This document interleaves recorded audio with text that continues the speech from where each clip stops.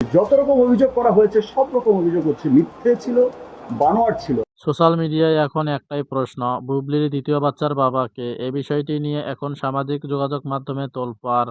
অনেকেই অনেক বিষয় নিয়ে কথা বলতেছেন। অনেকেই দাবি করতেছেন এই বাচ্চার বাবা শাকিব খান হতেই পারে না। আবার অনেকেই দাবি করতেছেন এই বাচ্চার বাবা 100% শাকিব খান। বেশ কিছুদিন আগে আমেরিকাতে ছিলেন শাকিব খান ও বুবলি। প্রায় ৩ থেকে ৪ মাস তারা একসাথে কাটিয়েছেন। কিন্তু সেখান থেকে ফিরে এসে শাকিব খান থেকে শুরু হোক, প্রত্যেকে সবাই আমরা একসাথে ইফতার করেছি। শবনম ইয়াসমিন বুবলি সাজিয়েছে নতুন এক নাটক। সে আমেরিকায় গিয়ে শাকিব খানের সাথে বলে কোনো যোগাযোগ করে নাই।